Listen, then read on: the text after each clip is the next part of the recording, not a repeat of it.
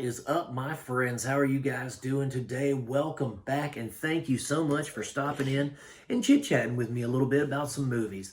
Guys, before we get started, you know the drill.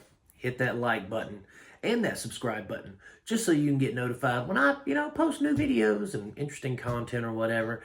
But guys, today we're talking about a movie from 1986 directed by Mr. John Cherry, and this actually introduces the character of Ernest P Worrell. That's right, it stars Mr. Jim Verney, and this is called Dr. Otto and the Riddle of the Gloom Beam. Now, guys, I was just, like I normally do, just, you've heard this 100 times from me. I was just surfing my streaming services, right? And on Prime, I saw this, and I saw Jim Varney's glorious visage right there on the screen, and I said, what is this? And so I read the description of it, and I thought to myself, interesting. So, as an 80s kid, 90s kid, I grew up with Ernest. As a Southern child, as a kid raised in the South, Ernest was like our original blue-collar comedy guy, right? Ernest was a blue-collar, he was a handyman, but he was also just kind of a goofball. Growing up, it was Ernest and Pee Wee Herman. Those were your Saturday mornings, along with Ninja Turtles and everything else. But there was Ernest and there was Pee Wee Herman. And I don't think Ernest gets enough credit. Okay, Pee Wee Herman was kind of a pop culture phenom, but Ernest was too. Maybe not necessarily, internationally, or maybe not necessarily even regionally, I don't know. But I feel like Ernest just doesn't get the credit he is due. There was several movies made with Ernest. There's like Ernest Goes to Camp, Ernest Goes to Jail, Ernest Scared Stupid, Ernest Saves Christmas. And the list goes on and on. There's like 10 Ernest movies, but varying quality, right? The first big four, like Scared Stupid, Goes to Camp, Saves Christmas, and Goes to Jail or whatever, those are the definitive Ernest movies, in my opinion. And so when I saw that it's not necessarily an Ernest movie, but it is Jim Varney portraying a plethora of characters, much like he does in the Ernest movies and shows, right? So he is in this as Dr. Otto. He's in this as the old lady that he plays in Hey Vern, It's Ernest, or whatever the Saturday morning show was.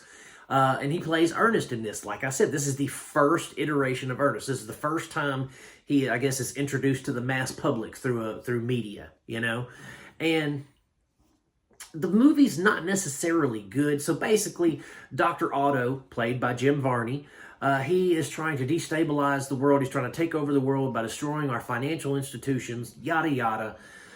It's kind of a silly plot, but the way that Jim Varney portrays Dr. Otto, he's very flamboyant.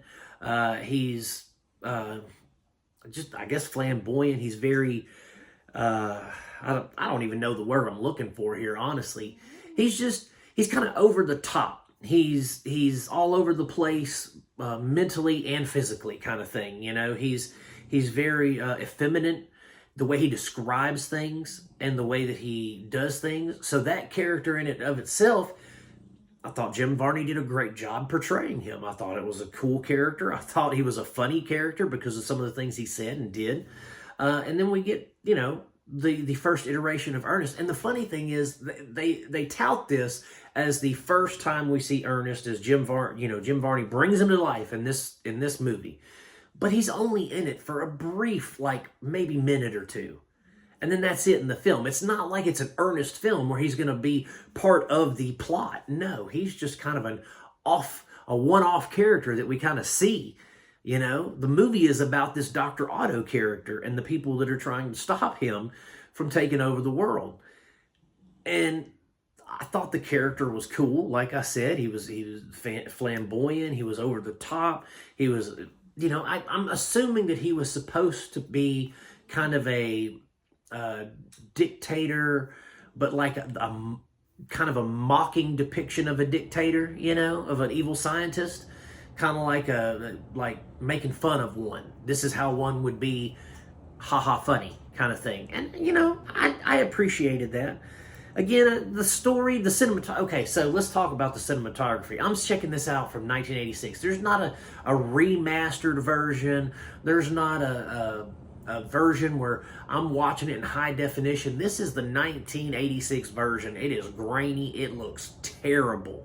I mean, it looks atrocious. Sometimes it's so dark, and the scenes are so just kind of. I mean, if I was watching it on a wood grain TV, sitting in the living room floor on some shag carpeting, maybe it would look better. But this on a high definition TV, it was hard to see things. You know, the thing that really got me in the film, that got me, I guess, engaged in the film, was the dialogue. The dialogue is really well written, and I'm assuming that Jim Varney probably wrote the dialogue himself, so that's cool. But I liked Dr. Otto. Would I recommend anyone watching it, giving it a try? Unless you're a Jim Varney fan and you want to see, like, you know, you're a Jim Varney like historian, someone that's like, you know, big fan, or you're doing like research on him or something. I mean, you could take this movie or leave it. It's not going to change your perception of the man. You know, you're not going to see Ernest like you think you are.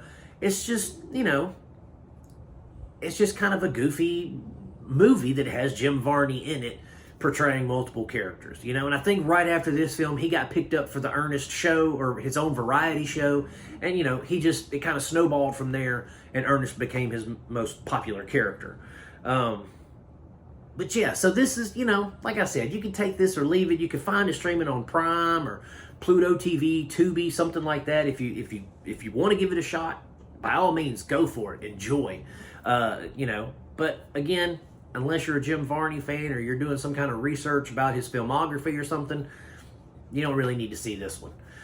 But that's it for Dr. Otto and the Riddle of the Gloom Beam, guys. Thanks so much for hanging out with me and talking about it for a little while. And as always, my friends, I'm going to keep making them as long as you keep watching them. Before you leave, before we get out of here for the day, hit that like and subscribe button for me on my way out and your way out. But anyway, guys, have a great one. Love you. God bless.